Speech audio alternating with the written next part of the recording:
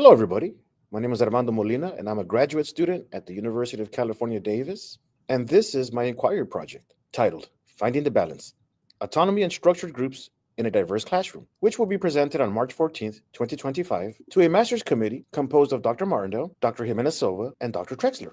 The community context takes place in a city located in South Monterey County with a population just over 26,000 people. The community is known for its rich agricultural heritage, with a predominantly Hispanic population of over 75%, followed by a population of white at 20%. Primary source of income in this particular city is higher in the agricultural industry, as well as in the Salinas and Soledad prison industry. The class context and focal students. This is a high school. We teach 9 to 12 grades, and it is also a rural community and a tier 1 school. The course is an integrated science class, and the classroom is composed of ninth graders, and the focal class is my fourth period classroom, which is very highly diverse. And if I were to rank these students from highest to lowest and how they self-identify more in the Mexican American category, followed by Native Mexican. Then we have white. We also have students identifying as Eastern European. The purpose of the study and the rationale of the study starts off at the long-term goals, and that is to increase engagement, quality of work, peer collaboration, and self-efficacy. The rationale starts with knowing that in teacher-selected groups, we have lower scores in engagement and work quality and in collaboration. Now, if we allow students to autonomously select their groups in a diverse classroom, this could potentially improve their overall learning performance. And the awareness that I bring forward asks, why is this important? Why does this matter? Why does engagement, peer support, and confidence is important in this particular inquiry? And that is because all these three categories improve student learning, especially with the use of autonomous choices in the classroom. Something that is corroborated by Patel, where he states that meta-analysis shows that giving students choices enhances motivation and academic performance. Decky also states that when students have control over their learning, they are more motivated and engaged. The intervention questions and sub-question begin with, how do group configuration and composition in groups influence student self-efficacy, work quality, engagement, and peer support? The sub-questions start with, how do group configuration and composition influence engagement, peer support, and self-efficacy? The second sub-question states, how do group configuration and composition impact students' quality of work? And the final sub-question asks, how do group configuration and composition affect peer support and collaborative learning experiences? This is a slide of my literature review. Here, Volet et al. States that engagement increases when groups are carefully managed to ensure equitable participation. And Yang et al. States that teacher autonomy support was positively related to need, satisfaction, motivation, engagement, and academic achievement. Zhao and Kin state that emphasize the role of teacher autonomy support and peer interactions and sustaining motivation and deep learning. Now, the timeline of the study. The baseline was conducted in August through September. The topic that was taught was atomic structures, and the intervention was to have teachers select the groups. And round one ran from mid-September to the first week of October, and the topic that was taught was the periodic table. The intervention was to choose one partner from the students, and the teacher was going to pair those particular student-selected partners to make a group of 4. And round 2 ran through the month of August, and the topic that was taught was the chemical reactions. The intervention was to give students full autonomy in selecting their groups of 4. And round 3 was very similar to round 2, where students had full autonomy in selecting their groups of 4, but they also had choice of seating charts. And the topic that was taught was cell types and functions. And this ran from November to January. And we will move forward to the data collection methods, which we start during the baseline. And there we had surveys from peer evaluations, which help measure self-efficacy and engagement. And you can see that we have here in the bottom right corner, one of those surveys. And we also have teacher observations, which help measure collaboration and peer support. And that is the one in the top right corner. And we also have student artifacts that help us determine the quality of their work. And the same was done in rounds 1, 2, and 3 with surveys, teacher observations, and student artifacts. Analysis and methods of the data collection. The surveys were Likert scales ranging from 1 to 5. This helped measure self-efficacy and engagement. We also had teacher observations that help identify themes of autonomy, engagement, and collaboration with the use of qualitative coding. And we also have student artifacts that compare the task, completion, and quality of work. And the samples that I bring here are from samples from student A and student B, and you could see that the first 2 columns are in red and yellow, meaning that they were not too happy with the scores and their peer evaluations.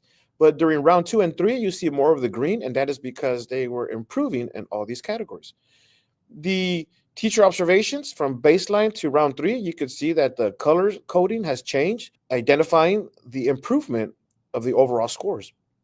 The student materials from the bottom left corner, you can see a very little quality of work was introduced to this assignment, but during round 2 and 3, we have a higher engagement, higher quality of work in their student artifacts. And sub-question 1 asks, how do group configuration and composition influence engagement, peer support, and self-efficacy? Well, this was done in round baseline with an intervention of teacher-selected groups. And as you can see in the first left pie chart, that are those signify the responses from the peer support, for the peer evaluations from the students. And you could see how during the baseline and engagement and peer support and self-efficacy had lower scores all around. For example, students reported 60% in engagement, 55% in peer support, and 70% confidence during the baseline. But this improved during round 3, reporting 90% engagement by the students, as well as 85% in peer support and 90% confidence in round 3. Sub-question 2, how do group configuration and composition impact students' quality of work?